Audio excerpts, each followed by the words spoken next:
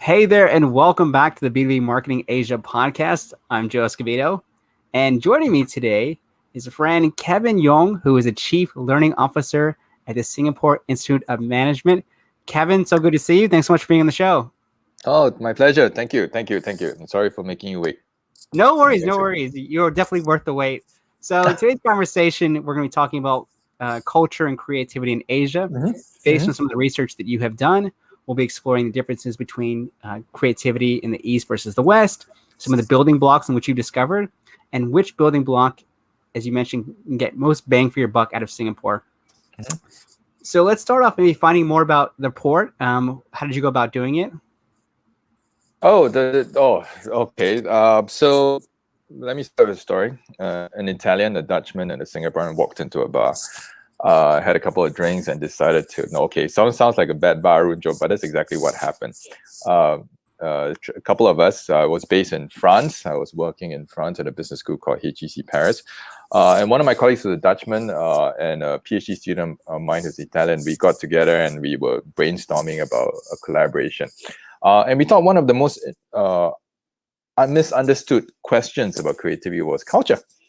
And we knew in the literature, not only in terms of the research, but also in terms of what people normally thought was that, typically the stereotype was the West was more creative than the East.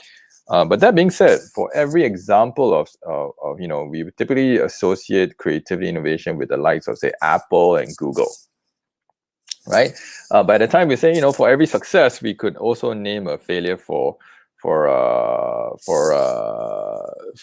a Western example, right? So at the time, Microsoft wasn't doing so well. Okay, today they're really doing great again, which tells you that just because you're creative at one time in your zeitgeist, it changes. You can fail and you can come back, and so on, so on, so on, so on, right?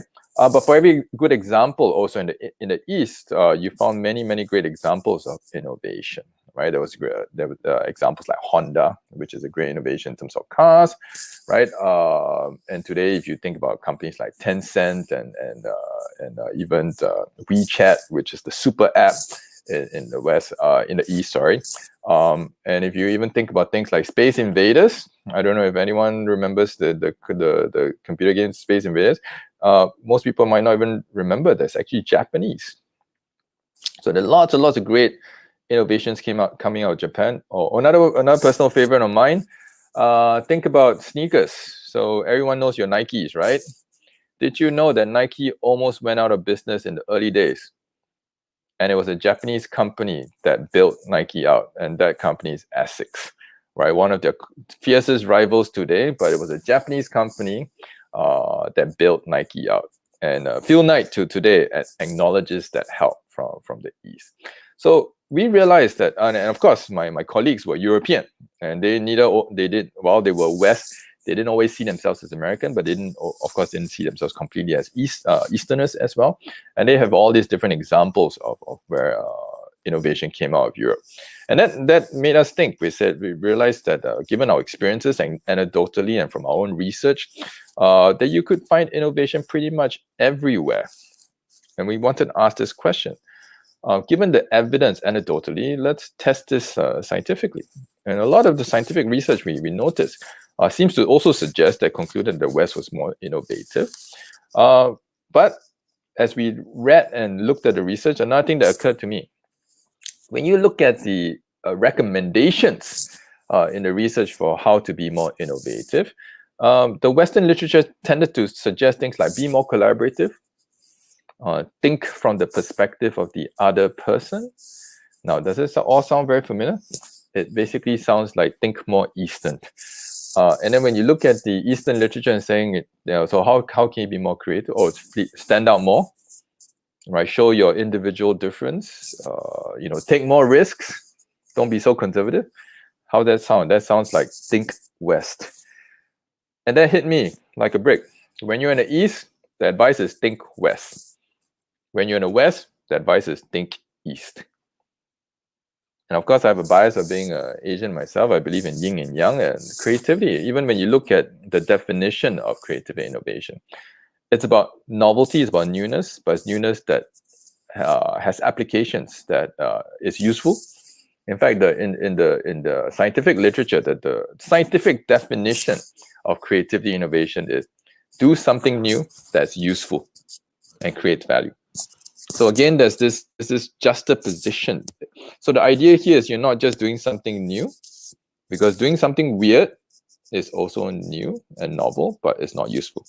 So it must be new and useful. So there's a bit of a this and that, yin and yang, opposites.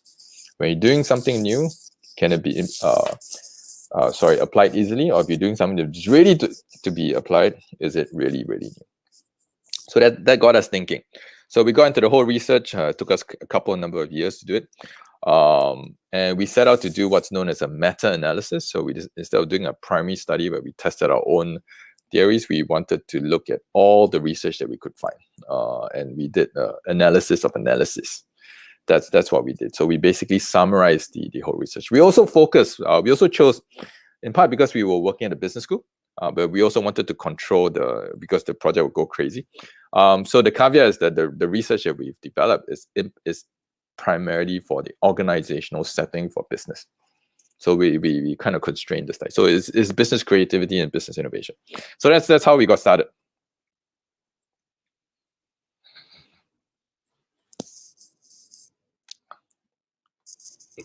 So many interesting points in what you just mentioned. I think one of which is, the East kind of learning from the West, or at least recommending principles from the West and vice versa. I think that's something that's been my experience as well, because I've spent nearly half my life in Asia and half my life overseas. And I think there's a lot of different things you can learn from both. I don't think there's any wrong or right approaches. But I think if you are looking to be more creative and innovative, there's definitely principles, like you said, you can take from what Honda is doing and what Apple is doing and see how you can combine them, because they are a little bit different in terms of how they actually operate and what Honda is kind of known for when you're talking about efficiency, which America is not really known for that anymore. So there's a lot of different things which you mentioned which make perfect sense. And the point that I really, really like that you brought up is innovation and creativity is about bringing something that's new and useful. Mm-hmm. And I think the useful part is really important, because so many different times, particularly in marketing, I see a lot of companies, touting this new app or this new thing they came up with. And the question, to your point, is this something useful? Is this something that's going to, benefit a specific market or specific community? Most of the time, the answer is no. It's just new, and they go out and they shout about it in press releases, and they get very excited and they high five each other. But to your point, is it actually useful? Maybe, maybe not. So I think that's a good point for many of us to keep in mind. I also want to welcome all the guests joining us today from Indonesia. Yuli, thank you so much for joining us, as well as Kenneth from Singapore. Glad you were able to make it. Appreciate the support, guys. So you mentioned some of the differences. In your research, you also identified 3 building blocks for creative success. I'd love for you to take me through what are those 3 building blocks for creative success. Right. Let me be clear that 3 building blocks didn't come from me. I wish it did. But it was important to look at the 3 building blocks. And what we're referring to is what's known as the componential theory of creativity. Shout out to Teresa Mably, who founded this back in 1983. She discovered this or figured this out. And it turns out the 3 building blocks has something to do with individual creativity. So this is very important. You need to understand this comes from within the individual. And the 3 parts, first and foremost, is domain relevant skills and knowledge. Meaning, for you to be creative and innovative in any given place or area or domain, you must know that stuff. So you're going to be creative in mathematics. You're going to be creative in even sports, sport of tennis or something.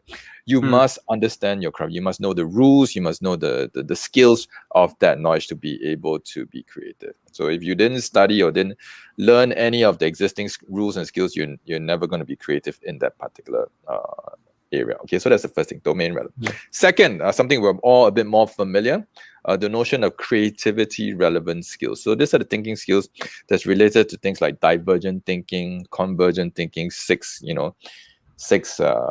colored hats, and or in more recently we think about things like design thinking, agile, blah blah, all these different thinking skills. All right.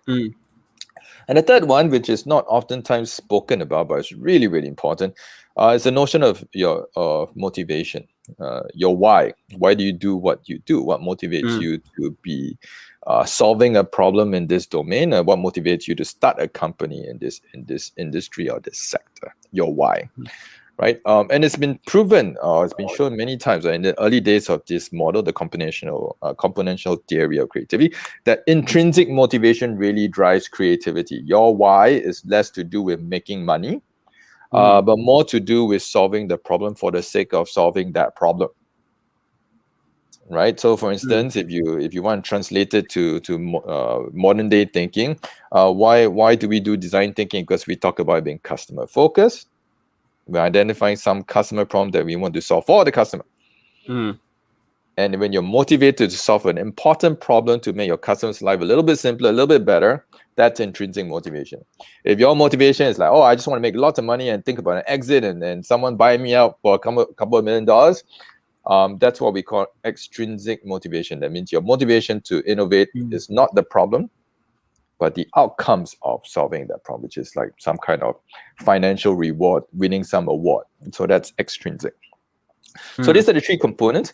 And what we realized, and that's exactly why we did the study, when we were thinking about how to resolve this issue of East versus West, novelty, usefulness, we started the idea that, in the West, they're very good at novelty because the West tend to stand out. They have clear identities, whereas the East is not about standing out; it's about doing good for the community. So we thought there was actually another study that says the West are really good at novelty, and the East is really good with the usefulness, application, efficiency aspects. Right? Maybe one can even say, oh, that's why Singapore is not innovative. Singapore is just really good on the usefulness side. It's very efficient, very productive. Whereas America is much more, Silicon Valley, that would be the example. But that's one thing I've learned. Or a couple of anecdotal stories. If you think about what goes on in Silicon Valley, for example, I've read many articles where investors are saying it's all about the business model. We make our decisions on whether there's an actual business model and not whether it's a cool new idea. Cool new idea, dime a dozen. I'm looking for that usefulness. And if you go to Japan, and I have friends who've done business in Japan, and they say, you know what, when you have to deal with a Japanese company, the business model has to work first before they care about whether it's new. Right? So can we execute? Is it efficient before we think about differentiation? So it's quite interesting. In the US, novelty is taken for granted. What differentiates you is the business model or usefulness. In the East, the usefulness business model is taken for granted, and what differentiates you later is novelty. Right? So we noticed that in the research, East was related to usefulness and West was related to novelty. So let's try to unpack this. And one of our early initial ideas was that things like domain relevant skills, right, understanding the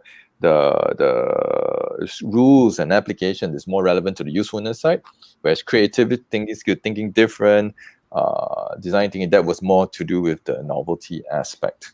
So that's how we blended the two and we tested this idea. Now let me be very clear. The theory says this, and the data is also clear. All three components must be present for creativity to happen. You must have a mastery of the domain, you must have the skills to think creatively, and you must have the right motivation. All three must exist. So think about it as a multiplication. 1 times 1 times 1, at least get 1. If any of these components had a value of 0, you can have 100 points for intrinsic motivation, 100 points for creativity, but you know nothing about the domain with 0, you will not be able to succeed. So that's how. Yeah, absolutely. We are getting some great questions from the audience, but I just wanted to echo what you were talking about earlier in terms of the differences between innovation creativity in the East versus West. If you look at Apple, what they're doing, I don't think the product anymore is that innovative. I think the way they brand it and the way they put the position in it is quite interesting, but in terms of the actual product, is not really that great anymore, I'd say. But on the flip side, we talk about Singapore, and yeah, maybe Singapore may not have the most flashiest kind of branding and positioning, but what they do is they do it extremely well. And one of my favorite examples is the Changi Airport, the Singapore airport, which is by far one of the best in the world. It constantly gets rated that, and it just works. As someone, who is American, and I can say this vocally, we still have some of the worst at transportation in the world. And I've been all over the world, and I think the U.S. still has lagging behind many different countries. So as someone who's lived in the U.S. and now lived in Singapore for many years, I appreciate the efficiency, the usefulness. Yes, it may not be the most novel thing, you may not have the flashiest things, but it just works. So for me, that is the crown jewel of innovation and creativity is Changi Airport and its finest. Yeah. So that's another little tip I can give everyone to think about, right? It's exactly the multiplication model. If you think about novelty and usefulness, 1 times 1 equals to 1. But if you, let's say, maximum novelty is 100 points and maximum implementation is 100 points. In the ideal world, you get 100 times 100. But just think about it for a moment. If you had 100 points novelty and 1 point implementation, that you get 100 points. If you get 100 points implementation and 1 point novelty, you also get 100 points, right? But that's the part where it starts to get really interesting. If you had 100 points implementation and only 2 points of novelty, that gives you 200 points. You have 100 points novelty, but only 1 point efficiency. That's 100 points. So actually, it's better to have very small novelty and huge execution. So that's one very simple way to think about how to increase your creative outcomes and your novel outcomes. Absolutely, I love that equation. Sean asked a question that I was going to ask. He says, very interesting. How do you go about developing domain relevance in the creativity skills fast? What are some tangible steps you'd recommend? Oh, domain relevance, very simple. Stay in school. I'm kidding. So actually, that's kind of speaks to what our research is showing and some of the anecdote real life too. Domain is really about mastery, right? And creative. They're both skills. They both can be learned, and so go learn those skills. And I have another research also with my Italian PhD student where we looked at people's creativities over a career. And maybe this might be a great example. And we looked at animators in the US animation industry. So we're looking at the likes of John Lasseter from Pixar. We're looking at Tim Burton, who does Nightmare Before Christmas and the Batman and whatnot. And we saw 2 very different trajectories. And the one implication that we've learned is that to speak to this question that Sean just asked, for a career, you specialize in a domain early. That means you focus, you go deep. You don't diversify too much. Diversification is good, but try not to diversify too much. Focus, at least for the first 7 years of practice. The data in our data set seems to suggest the first 7 minimally years. Really go and learn everything you can learn about that domain. And I even go so far as to say, if you want to break rules, don't break rules for the sake of breaking rules. Break rules because you want to make better rules. And to break rules, to make better rules, you really need to understand your whole domain. So really get, if it can be formal study, it can be work experience, do whatever available to you to go learn everything about that particular domain. Now, once you hit 8, 9, 10 years, it's important to diversify.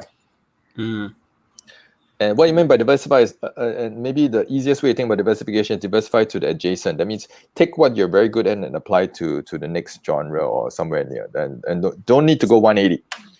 But take something they're really good at, apply in a slightly different domain. Maybe you take chefs, for example. You spend all your lives working on French cuisine and you became really good at it, but French techniques, classical culinary skills.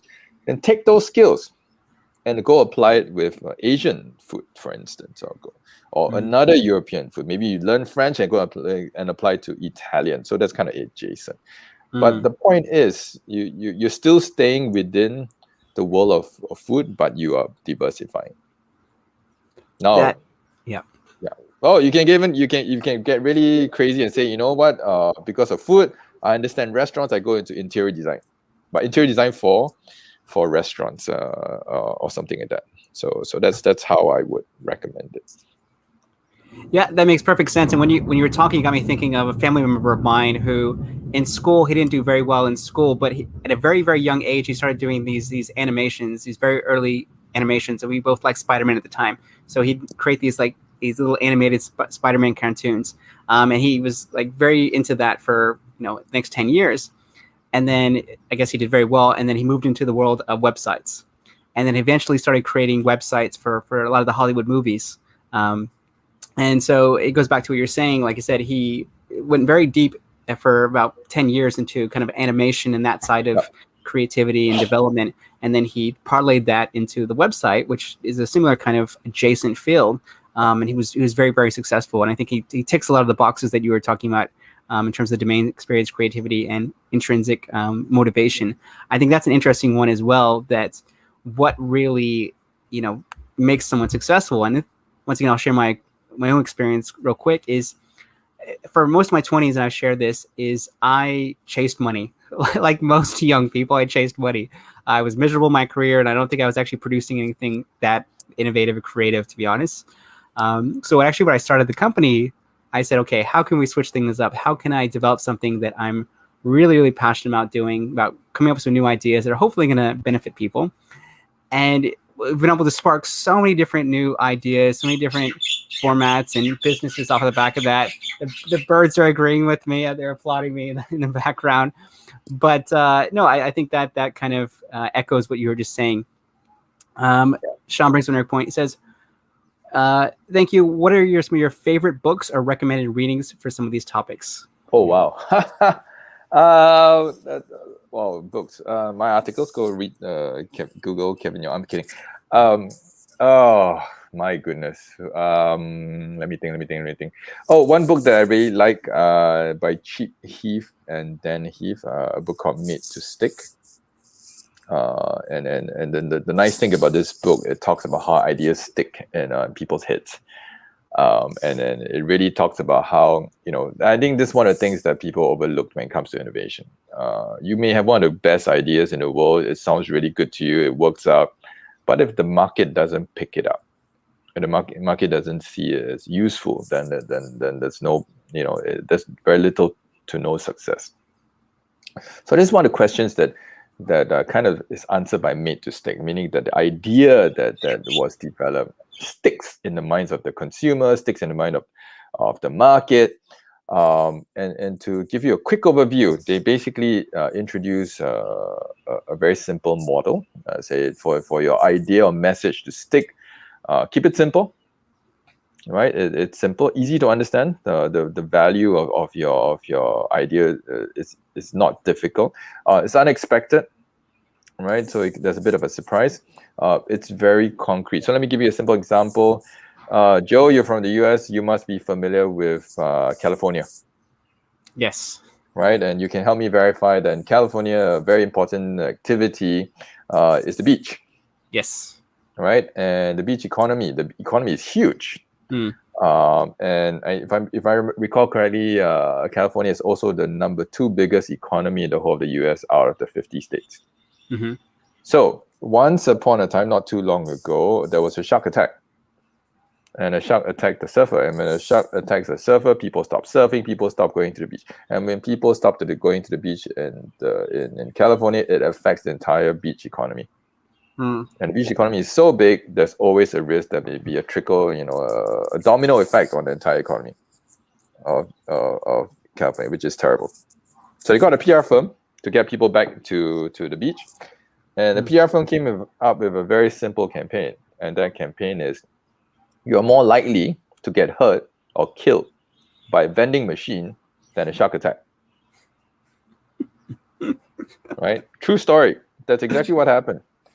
Now, why this campaign? First of all, it's simple. It's really, really easy to understand what's going on. Second, unexpected. No one expected the campaign to link vending machines to shark attacks.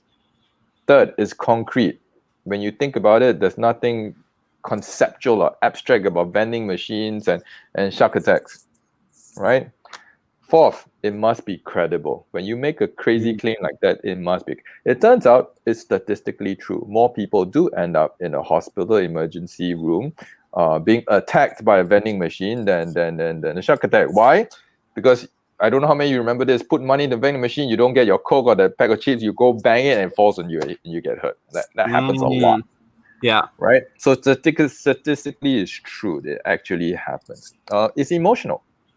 There's a story going on here. People has a, Joe, you smiled, you laughed, you're like, what a crazy idea. So Yeah. there's emotional engagement, right? And the last point, you tell a good story, right? So the messaging is a story, and there you have it.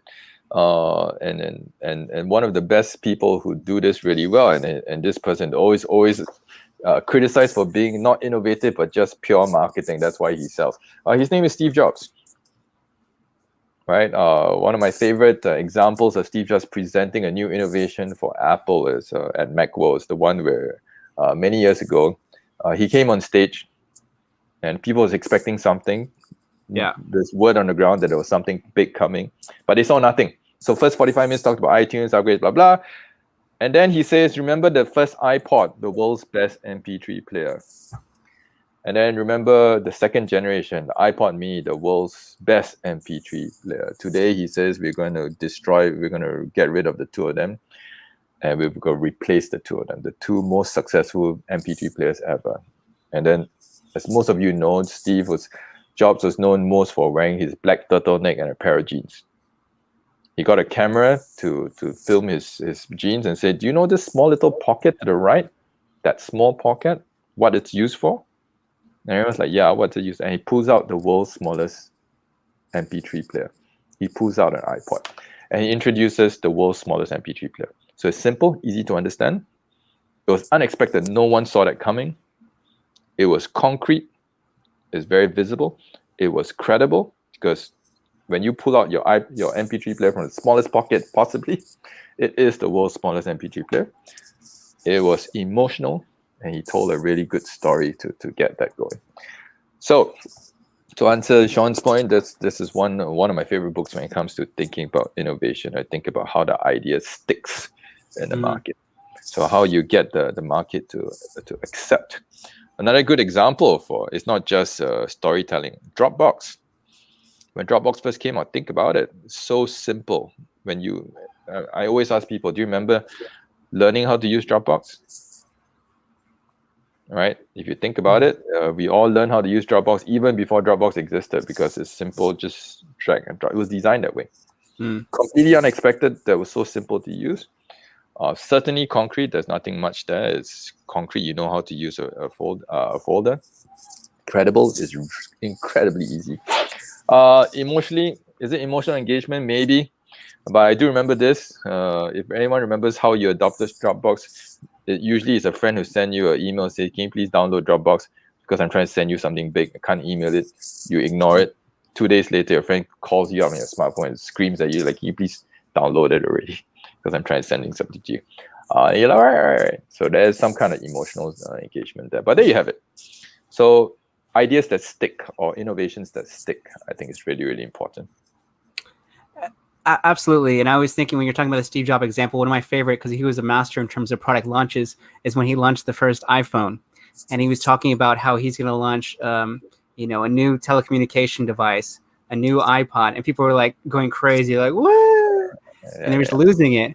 And at the end, he says, "Okay, we're going to combine it." And he said it 3 times. So like the more anticipation, the more people were going like into a frenzy. And then finally he says, "Yeah, we're going to do all that, and we're going to combine it into one device. It's called the iPhone." And then it was like just a massive mic drop. People just went insane. But I think it goes back to what you're saying. Like he was telling a story, and it was a strong hook. So there's a detour. So you think you're going one way, and he went a completely different way. Going back to the example of the vending machine versus shark, you think they're gonna talk about, oh, it's sharks are safe and stuff like that. But then you take a completely different detour and talk about vending machines, and then you're like, whoa, that completely caught me off guard. So some really, really good examples. Yes, really good points here. Kenneth brings up a point from the youth. He says, "What's your advice to youth who may not know what they want to specialize during university? Their personal identities are still forming, and many of us ended up in their industries from different majors." Oh, that's a tough one. Of course, the simple cop-out is to say, go try many different things. But when you take that route, you're really setting yourself up to be Tim Burton. So I would say to you young people, yes, you should try different things. But when you're not clear about where you want to go, but you want to try new things, be patient about how that's going to turn out. So Tim Burton is an example of someone who experimented a lot and got really, really good success, but the success came a little later in life. For those who are very clear, they want to do something, then specialize, and then stay focused. And you will get early success, but to sustain the success, you need to diversify. So you see, it is a trade-off. If you specialize, you get early success, but later in life, you need to diversify. If you are not so clear, start with diversification. But when you diversify, try not to just experiment forever. Ultimately, you should focus on something that maybe, if you're in Asia, my best example is to say, focus on something that you're intrinsically interested in doing, that you could go on for hours. And this doesn't feel, I mean, it feels like work, it's tiring and all that, but you could say, I could really, really do this. I could really, really keep doing this. Like, for example, the reason why I became an academic is because one day I was doing my assignment, doing my master's. It was snowing outdoors. I was overseas, sitting in my dorm, and it's like, you know what? I really like this reading and writing thing, and it'd be really cool to read and write and get paid for it. So that's something. Maybe that's one way to think about it. Think about how you could put really long hours in something and keep going at it, and think that somehow you could get paid for it. Some will call it ikigai. There you go. And absolutely, as someone who has attended one of your sessions, I think you are born to be an academic, a professor, or whatever you want to call yourself, because you are just so natural and engaging what you do. I think even from my end, I've always enjoyed writing, even at a very young age. I took creative copywriting classes when I was in high school and junior high, and I loved them so much, but I didn't know what that actually meant for my career. So I'll quickly share my career progression because it's a little bit unique. I actually started out as a journalist in China about 16 years ago. And then I moved into PR and communications, which still required quite a lot of writing, yet in a different style. And now, 20 odd years later, now we're still doing copywriting, but now for B2B tech companies, creating content for them. So that, going back to you were saying, that passion has never ceased. The way I've used it in different industries and different roles has changed drastically, but the skill and the passion itself has not died out in 20 years. And even I told my wife, once I retire, I'm probably just going to spend my days writing books. That's all I will do, is just write books all day. So very, very valid point. And I think it's good advice for all the parents as well, too, because this is something we're trying to instill in our kids, is if we see something that they're passionate about, whether it's, soccer or dancing or the arts, we try to at least ask them if they want to join a, extracurricular class to build up that and see if they're actually something they're passionate about. So that's my advice for parents, something we're doing. I don't know if it's the right approach, but we're definitely trying to encourage all of different passions that they have at the moment. Well, I think, Joe, you did remind me something, and maybe this is not scientific, and probably maybe someone has done the work. But to come back to this, what Kenneth's question is about, how do we advise the younger folk when you're not sure what to do? Yes, diversify. But when you diversify and experiment, be very cognizant or be very honest to yourself. What works, what doesn't work, don't just experiment blindly. When you experiment with a new course, take it seriously, dive deep into it, learn about it, see where it's going to go, keep an open mind. I think very often people experiment and say, I'm just experimenting, so I'm not going to put in that much effort. I'm not going to try to, so my exposure to that thing that I'm experimenting with is very superficial. And the problem with that superficiality, when you experiment, you never learn anything. You never truly learn anything. So you might actually miss an opportunity. But if you go in depth and give it a shot and really give it an honest effort, you'll be surprised what you discover. And I think through that kind of experimentation, you will learn, and through that learning, you will discover what's good and where you should specialize in your career.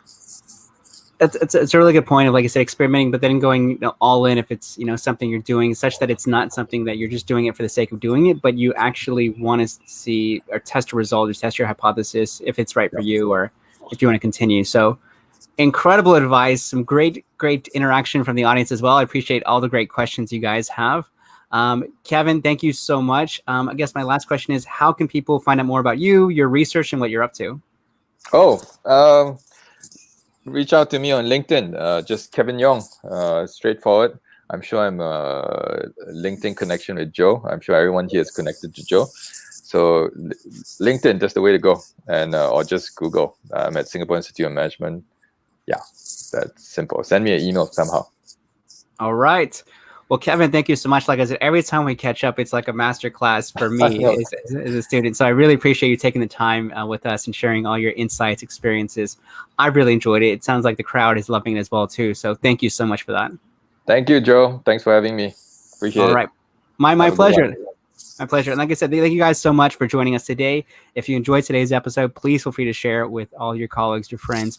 So many practical insights and cool examples in here. So please do share the love. And thank you guys so much. Stay safe. Take care. And we'll see you soon. Bye, guys. Thanks, Joe. Bye-bye. Thanks.